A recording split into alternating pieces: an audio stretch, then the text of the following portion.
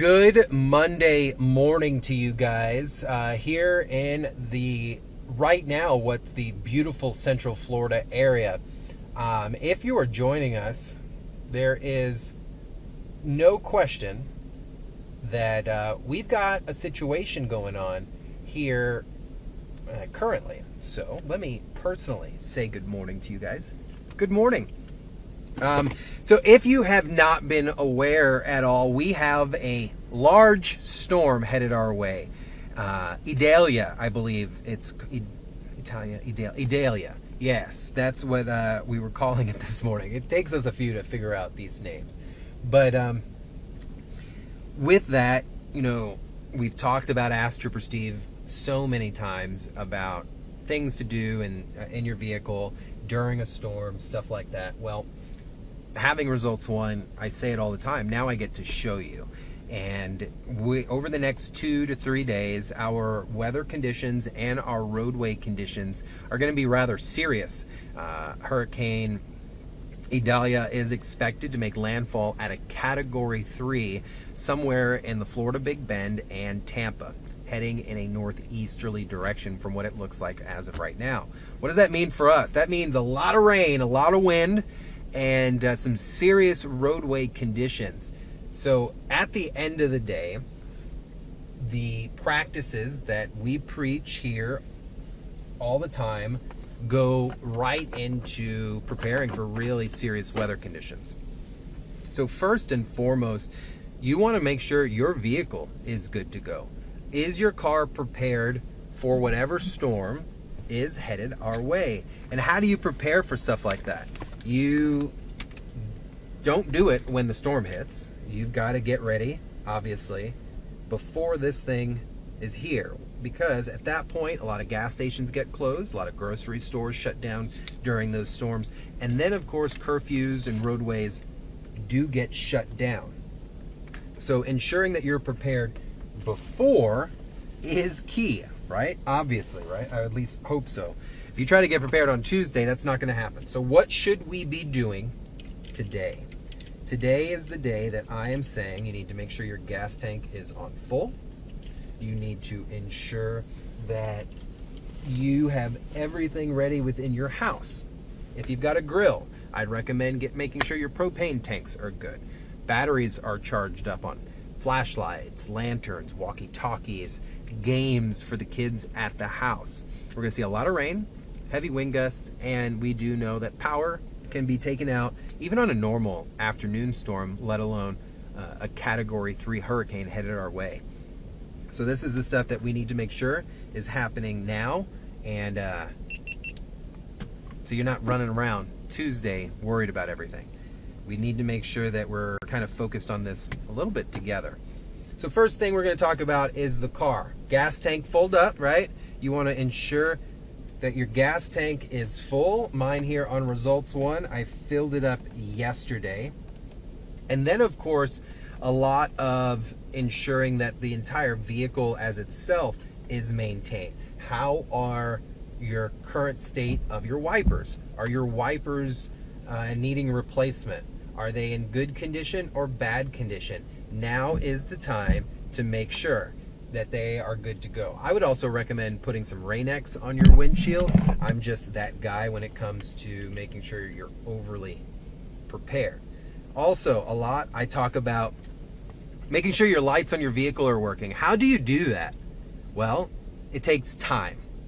It may be 2 to 3 extra minutes rather than having someone standing out. So if you're by yourself, let's do this together. Why not, right? So I'm going to turn on one mic so we can hop in and out of the car together.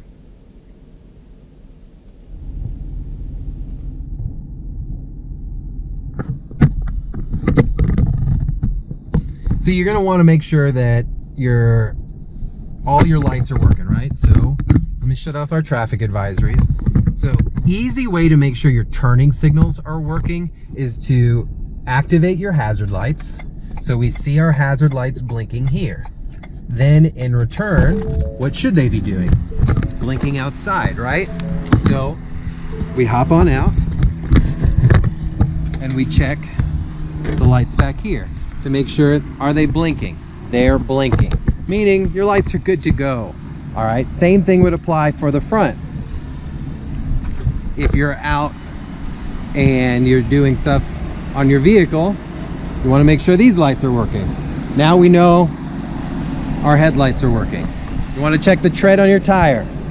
Obviously Results One has some pretty good tires out here, but you want to make sure that you've got really good life of the tread on your vehicle, because that's going to be what we talk about here in a second, when that water hits your vehicle. Then of course we've made sure the wipers work. You want to manually inspect them. Are they solid? Is the rubber degrading? If the rubber is chipping off or it's dry, you've got to replace those. So same thing here, different set of wheels, but you would check the tread on these tires. Same thing, you're going to take a penny, you throw it in there. As long as half that penny is shown, then you're pretty good to go. But different tires, same exact method of checking. You just want to get out of your vehicle, touch it. Is it good to go? How's things looking? Real quick, they're out here, so I figured we'd come by, say hi to the crew that's out here. You guys haven't seen her in quite some time. She's been off, and then you hear me talk about Goose all the time, so figured I'd come by and say hi. We're live here at clickorlando.com, new 6 Plus, you know the drill. So, you here? Hi guys. Hello. So we're just hanging out. Was telling them that no matter what during a storm, you got to check your tires. Whether you got huge tires like Results One, or these. Oh, Goose was quick to make sure I didn't talk too much smack. Standard tires here, but the tread is super important, especially on our trucks too during the weather. So we're here on a pretty serious crime scene. I'm gonna let Ezzy get back to work and Goose do what he does. We will have a live report at 9. Live report at 9. There we go. So checking the vehicle, get out, touch it, make sure the fluids are good, pop the engine. And listen, I understand this sounds so ridiculous, and because you're like, who doesn't check their car? Part of making sure your vehicle is ready for a storm is to ensure you and your family's success, right? Because at the end of the day, this is what's going to get you out of the way of the storm, or get you in a different location. So ensuring that all that stuff is prepared, good to go. So what do we check? We check the tires, we check the lights. You can easily sit here, flash your high beams up against a wall in your house, especially inside of the garage. Those are huge helpers, because not everyone, you can't be like, honey, come outside, I got to check the lights on my car. She's going to be like, wait. Or vice versa, if you're calling your husband out, or your son or your daughter to help you check this stuff. All right. One of the craziest things while driving that we see happen is the loss of control of a vehicle from water in the roadway. Now, of course, if you cannot see the road and it looks like there has been some type of flooding, you want to turn around, don't drown, right? Florida Department of Transportation has been using that exercise, that catchphrase for a really long time, because it gets people's attention. So if you remember just a few years ago, the storms that we had here just last year, people were driving in the middle of the night when they weren't supposed to into roadways that they had no idea were covered in 3, 4, 5 foot deep of water, making their vehicle completely submerged. Or in some cases, some people underestimated the current in that water or the depth of it. Only takes a few inches to lift a vehicle and get it moving if the current is right. Now just imagine if you're doing highway speeds and you hit a little puddle of water, what can happen? Obviously, we call that hydroplaning, right? When your vehicle is out there, you're cruising, and next thing you know, in your heart, in your soul, you know your vehicle no longer has positive control, positive traction with the roadway. That is a scary feeling to have. What happens? Your vehicle starts to move, your steering wheel's real loose, you no longer have the control of multiple thousands of pounds as you're cruising down the roadway. And that could be scary. So let's talk about a few things. You want to exercise extreme caution when any type of rain, but you mix hail, rain, wind, it's not fun. So you want to ensure that you are on high alert behind the wheel. A lot of things get mixed up when we haven't had rain. So you've got oil, other vehicle fluid out there, and the water will wash the road clean in heavy rain. But that initial stuff could really make the road super slick. And of course, you want to leave an increased amount of distance between you and other vehicles. Too many of you guys drive at the speed limit, 70 and a 70, when you can't see 5 feet in front of you. This would be called too fast for conditions. You've got to remember that speeds were designed in a perfect world. When you start throwing water, wind, that world is no longer ideally perfect, meaning those speed limits, you've got to use due care. At 70 and a 70 and a pocket of water on the road, you're going to go for a ride. So that leads me to slowing down. Hydroplaning can happen when a driver is going too fast or accelerates too quickly. When you're at a red light and you go to take off and you lose traction from your wheels, this is stuff that you really want to avoid. Anything really 30, 35 miles an hour over the speed limit in heavy rain can cause some type of hydroplaning. So you want to be really aware of that. Nuisance ponding. I learned this term from meteorologist Candace Campos when I first joined here, and I fell in love with it. One, a pond is a small bit of water, and a nuisance is a pain in the butt. Nuisance ponding. Ponding that creates a nuisance. Simple, but I love it, right? Excuse me. So, these I find often along our highways, on I-4, or within any type of construction zone. If there's a depression in the roadway, or if there's construction taking place on the shoulder, some of that water, that sand, leaks into our travel lanes, creating a nuisance pond in which, when you hit at a high rate of speed, you lose the traction between your vehicle and the roadway, and that water creates kind of a barrier. We do not want that. So if you find yourself, you want to slow down, proceed with caution, or biggest recommendation I give to people, the second you're nervous in your car, you need to take a break. If the conditions around you are creating some type of anxiety or some type of reaction to you where you're not comfortable, take a break. Remove yourself from that area. Find a large shoulder to pull over on, or exit the highway completely. Find a parking lot. Hang out in a restaurant for a little bit. Grab a cup of coffee and just wait it out. When you are not comfortable behind the wheel and you're driving, extremely dangerous. We just talked about it outside. Maintain your tires. Bald tires are some of the most contributing factor to serious situations on the road. And out of everything on your car, think about this. Everything on your car, what is the only thing that touches the roadway? It's your tires, and it's the least thing we talk about when it comes to vehicle maintenance. So your tires are vital. Now, let's get to this real quick before we end here, why we're doing this. How to recover when your vehicle is experiencing a hydroplane out on the roadway, okay? And that's what we're going to talk about. Don't panic. Most important thing to remember is, even though you may not think or feel you are in control, you have the ability to control the outcome. May not be great, but it doesn't have to be horrible, okay?